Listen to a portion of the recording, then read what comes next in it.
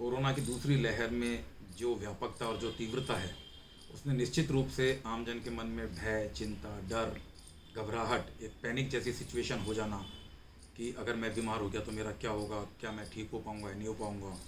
इस तरह के भाव मन में आना और कई बार अवसाद जैसी स्थिति पैदा हो जाना, ऐसी बातें स्वाभाविक हैं। लेकिन हमें अगर हम कुछ बातों का संज्ञान करते हैं, कुछ बातों का ध्यान रखते हैं, तो निश्चित रूप से हम इस तरह के जो हमारे जो भावनात्मक परेशानियां हैं, उन पे काफ़ी हद तक ना केवल काबू पा सकते हैं, बल्कि अगर हम इन उपायों को अपनाते हैं तो हम ना केवल मानसिक रूप से सुदृढ़ होंगे, बल्कि हम शारीरिक बीमारी पर भी आसानी से काबू पा पाएंगे। इस परिप्रेक्ष्य में जो सबसे महत्वपूर्ण बात हमें जो समझनी चाहिए वो यह है, जैसा चिकित्सा समुदाय, सरकार बार बार अपील करती रही है कि हमें कोविड एप्रोप्रिएट बिहेवियर अपनाना चाहिए। अब इस बात के पूरे एविडेंस हैं कि ये एयरबॉर्न इन्फेक्शन है।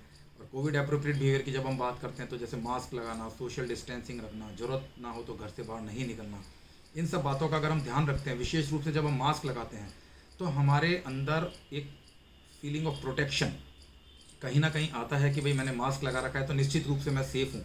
और ये भाव कहीं ना कहीं आपकी एंग्जाइटी को, आपके फियर को कम करता है। इसके साथ साथ अगर हम कुछ महत्वपूर्ण तथ्यों पर ध्यान दें, पिछली वेव की तुलना में अगर हम इन बातों को संज्ञान में लाते हैं तो कहीं ना कहीं हमारा जो एंग्जाइटी लेवल है, जो हमारी घबराहट है, वो कम हो सकती है। जैसे कि अगर हम पिछली बार की तुलना में अब देखें तो आज हमारे पास संसाधन ज़्यादा हैं, आज हमारे पास इक्विपमेंट्स ज़्यादा हैं बीमारी से लड़ने के लिए। आज हमारे चिकित्सक जो हैं उनको इस बीमारी के बारे में ज़्यादा जानकारी है, इसके इलाज क्या क्या हैं उनके बारे में काफ़ी हद तक आज संपूर्ण जानकारी उपलब्ध है, जो पिछली बार नहीं थी। तो अगर हमारे मन में जब ये भाव आते हैं तो ये कहीं ना कहीं हमारी एंग्जाइटी, चिंता को कम करते हैं कि इसका इलाज उपलब्ध है, आज हम इससे इलाज ले सकते हैं। साथ ही एक जो महत्वपूर्ण बदलाव जो लोगों के दृष्टिकोण में आया है, मरीज और उसके परिजनों के प्रति, वो यह है कि आज पॉजिटिव एक सकारात्मक दृष्टिकोण पैदा हुआ है, जिसमें आम व्यक्ति पीड़ित की, उसके परिजनों की हर तरह से संभव सहायता कर रहा है। ये बात इसलिए महत्वपूर्ण है कि ये कहीं ना कहीं आपको भावनात्मक सुदृढ़ता प्रदान करता है। ये आप इस जो जो पहले आप में जो फीलिंग ऑफ रिजेक्शन जो आती थी, एक जो फीलिंग ऑफ एलिनेशन आती थी, एक अलग थलग की भावना आती थी, वो भावना नहीं आती है और ये आपके फियर को कम करती है। अगर व्यक्ति घर में है, वो पीड़ित हो गया है, आइसोलेशन में, या हम लोग अगर लॉकडाउन में घर में हैं, पार्शियल लॉकडाउन में घर में हैं, तो निश्चित रूप से हमारे मन में शंकाएं रहती हैं कि अगर एक को हो गया तो कहीं दूसरे को तो नहीं हो जाएगा। फिनेंशियल इश्यूज़ रहते हैं और कहीं ना कहीं एक बोर्डम भी है, क्योंकि आपका एक सोशल कनेक्टेडनेस जो थी वो काफ़ी कम हो गई है। लेकिन अगर हम छोटी छोटी बातों को ध्यान में रखें तो हम काफ़ी हद तक इस पर पार पा सकते हैं। जैसे अगर व्यक्ति आइसोलेशन में पीड़ित है तो अपना एक नियमित दिनचर्या को बना के रखे, अपने अधिकृत चिकित्सक की सलाह से ही वो इलाज ले, बहुत ज़्यादा कंसल्टेशन ना ले। ये बहुत महत्वपूर्ण है। जब आप बहुत ज़्यादा कंसल्टेशन लेते हैं या मित्रों, परिजनों से इस बारे में बहुत ज़्यादा बातें करते हैं तो आपको अलग अलग तरह के सजेशंस प्राप्त होते हैं, जो एक भ्रम की स्थिति पैदा करके आपके फियर को, आपकी एंग्जाइटी को बढ़ाते हैं। तो केवल अधिकृत चिकित्सक की सलाह के अनुसार आप इलाज लें।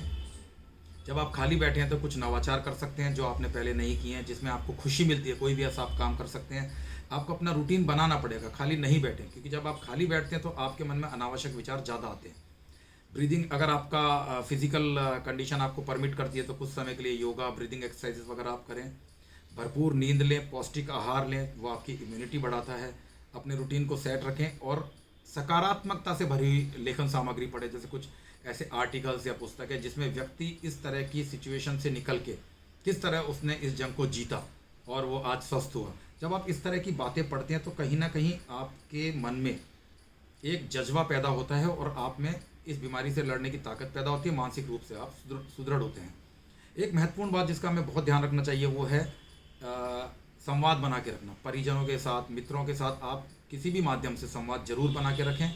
उससे ना केवल आप उनसे भावनात्मक रूप से जुड़े रहते हैं, बल्कि आपकी परेशानियों को जब आप उनसे साझा करते हैं तो कहीं ना कहीं आपको उसका सॉल्यूशन भी मिलता है और आपका फियर, एंग्जाइटी कम होता है।